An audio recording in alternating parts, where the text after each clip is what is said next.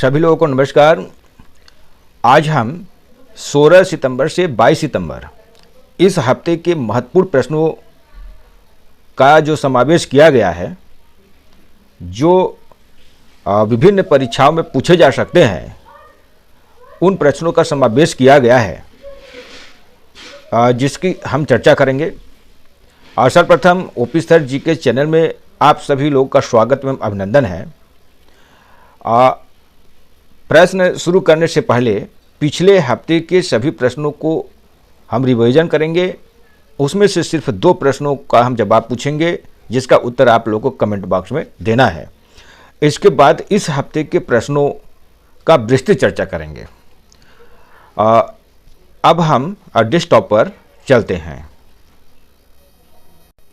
पहला प्रश्न है जिसका हम रिवीजन कर रहे हैं कि हाल ही में विनेश फोगाट और बजरंग पुनिया ने किस राजनीतिक पार्टी में शामिल हो गए। तो इसका उत्तर होगा ऑप्शन नंबर बी, कांग्रेस।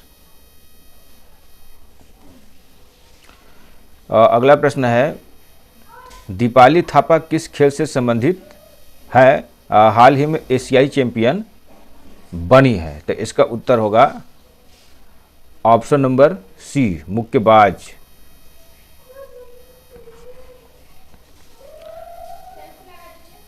केंद्र सरकार ने अग्निपथ योजना कब लॉन्च किया।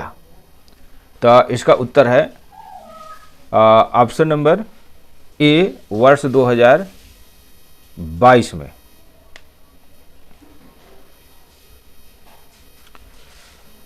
जम्मू कश्मीर राज्य में विधानसभा की कुल सीटें हैं। तो इसका उत्तर होगा ऑप्शन नंबर डी, 114।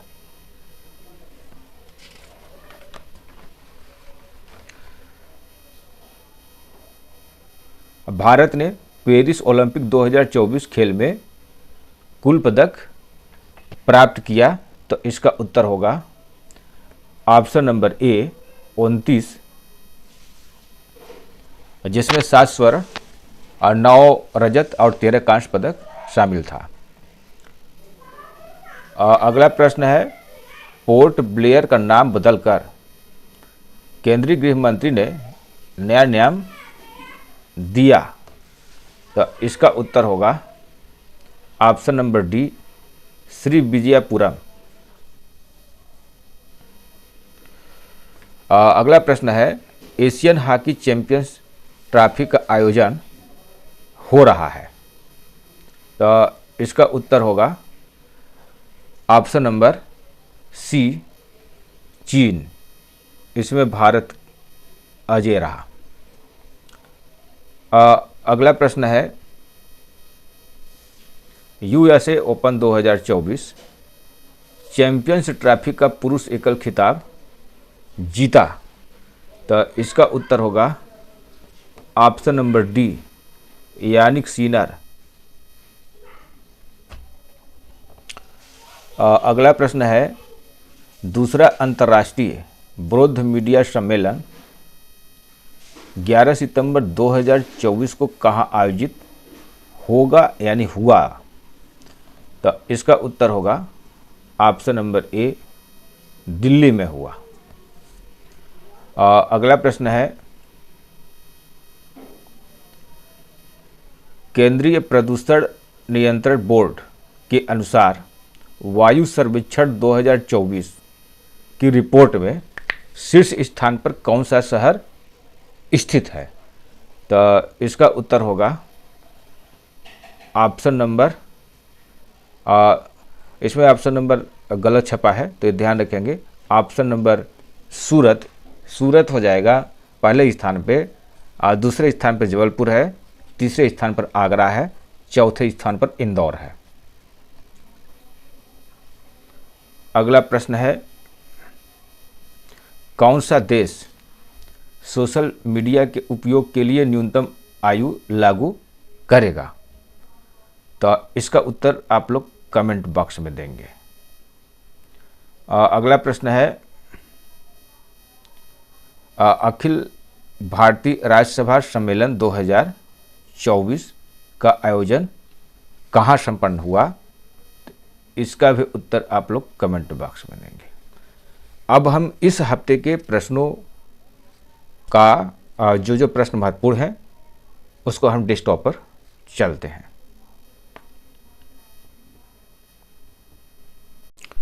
आज का पहला प्रश्न है कि एशियाई चैंपियनशिप ट्रॉफी 2024 हॉकी में भारत ने किसे हराकर 5वां खिताब जीता?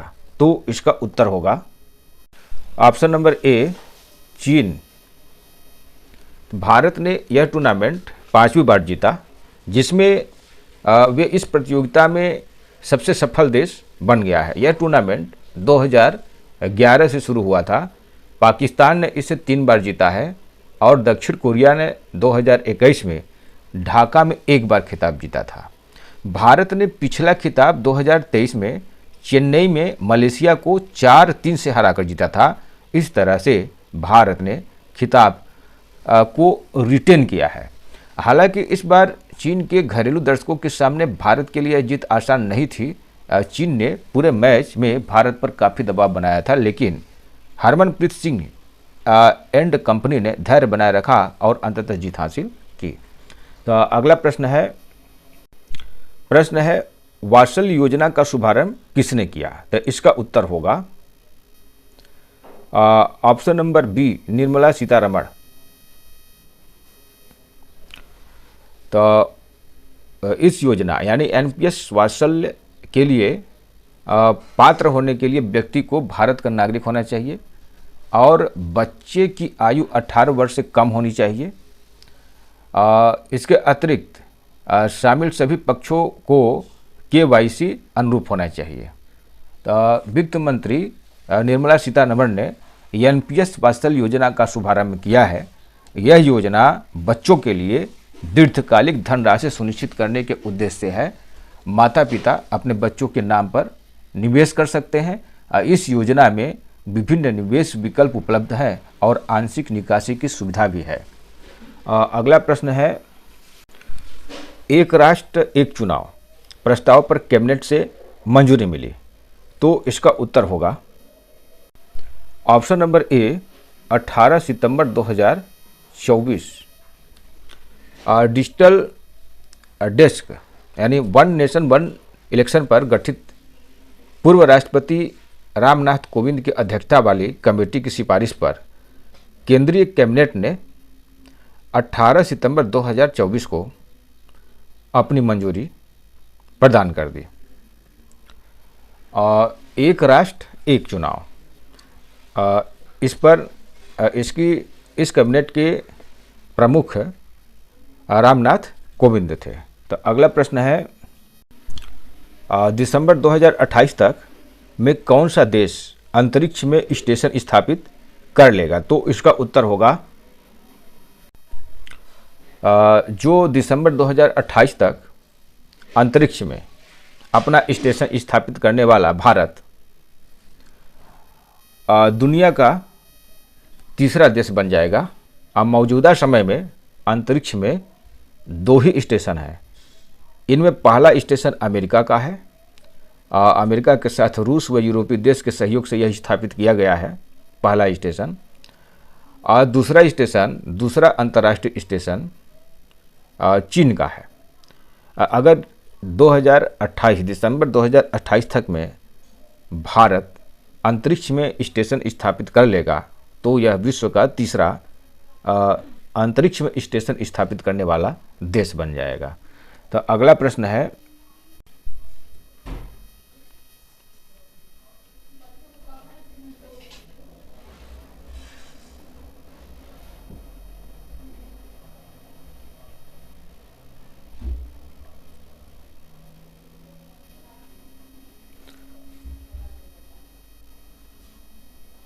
लेबनान की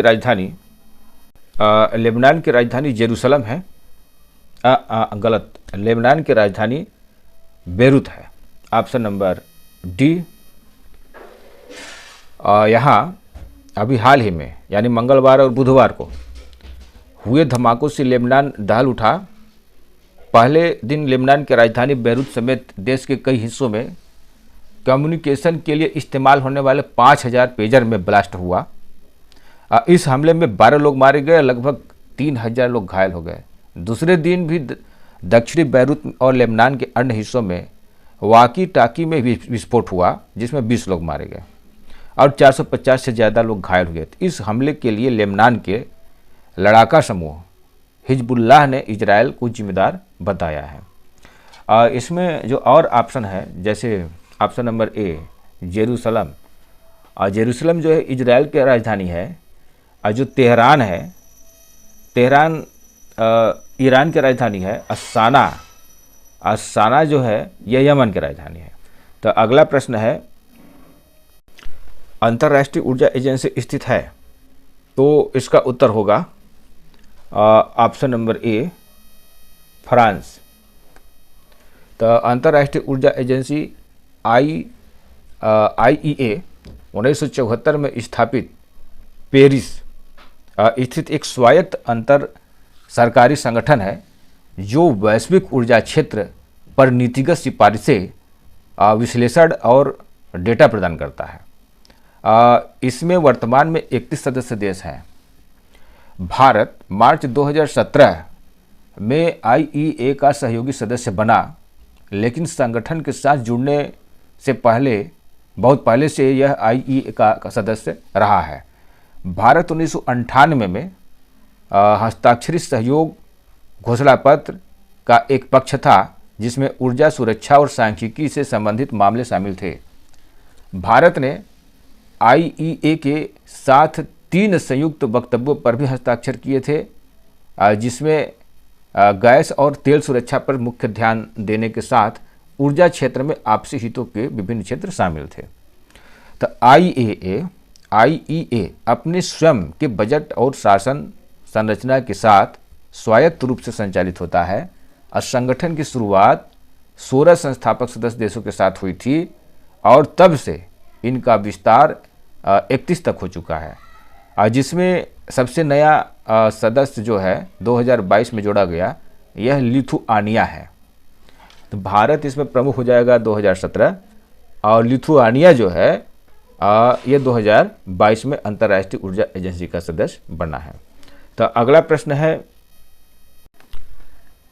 मध्य प्रदेश के किस शहर का सरकारी स्कूल वर्ल्ड बेस्ट स्कूल पुरस्कार 2024 के लिए फाइनल में पहुंच गया है? तो इसका उत्तर होगा ऑप्शन नंबर बी रतलाम, इसका उत्तर होगा। तो मध्य प्रदेश के रतलाम शहर का एक सरकारी school CM rise Vinoba school world best school पुरस्कार 2024 के लिए फाइनल में पहुंच गया है। इस स्कूल ने नवाचार श्रेणी में अपनी जगह बनाई है, और लंदन की संस्था T4 एजुकेशन द्वारा दिए जाने वाले इस पुरस्कार के लिए दुनिया भर के स्कूलों से आवेदन आमंत्रित किया था। अगला प्रश्न है, वह कौन सा राज्य है जो सबसे ज़्यादा महिला मुख्यमंत्री देने वाला राज्य बन गया है? तो इसका उत्तर होगा option number C Delhi. Delhi बना सबसे ज़्यादा महिला मुख्यमंत्री देने वाला राज्य। अतिशी बनी देश की 17वां वुमेन CM। तो अतिशी फिलहाल कालका से विधायक हैं। 2020 में वह विधायक बनी, 2023 में वो मंत्री रही, और अब 2024 में दिल्ली की मुख्यमंत्री बनने जा रही हैं। यह कैसे संभव हुआ? जो अरविंद केजरीवाल ने स्वेच्छा से इस्तीफा दे करके अतिशी को दिल्ली में तीसरी महिला मुख्यमंत्री बनाने का अवसर प्रदान किया। तो इस तरह से दिल्ली राज्य जो है सबसे ज़्यादा महिला मुख्यमंत्री देने वाला राज्य बन गया है। अगला प्रश्न है, उत्तर प्रदेश में सबसे बड़ा पर्यटन केंद्र के रूप में कौन सा शहर स्थित है? इसका उत्तर होगा, यहाँ कौन सा शहर स्थित है?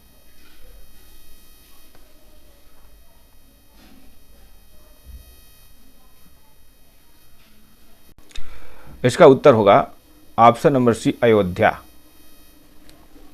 हाल ही में एक अपडेट में मंदिरों का शहर अयोध्या में 11 करोड़ से ज़्यादा पर्यटकों के पहुंचने से उत्तर प्रदेश में शीर्ष पर्यटन स्थल के रूप में अयोध्या पर्यटन केंद्र के रूप में उभरा है। यह शहर वाराणसी को पीछे छोड़ते हुए शीर्ष स्थान हासिल किया है। इस संख्या में 2024 के पहले 6 महीने में वाराणसी आने वाले 4.61 करोड़ की तुलना में घरेलू और अंतर्राष्ट्रीय दोनों तरह के पर्यटक शामिल हैं। अगला प्रश्न है, विश्व स्वास्थ्य संगठन ने किस देश को कुष्ठ रोग मुक्त होने वाला दुनिया का पहला देश घोषित किया है? तो इसका उत्तर होगा ऑप्शन नंबर ए जॉर्डन। तो वर्ल्ड हेल्थ ऑर्गेनाइजेशन WHO ने जॉर्डन को कुष्ठ रोग को खत्म करने वाला दुनिया का पहला देश घोषित किया है।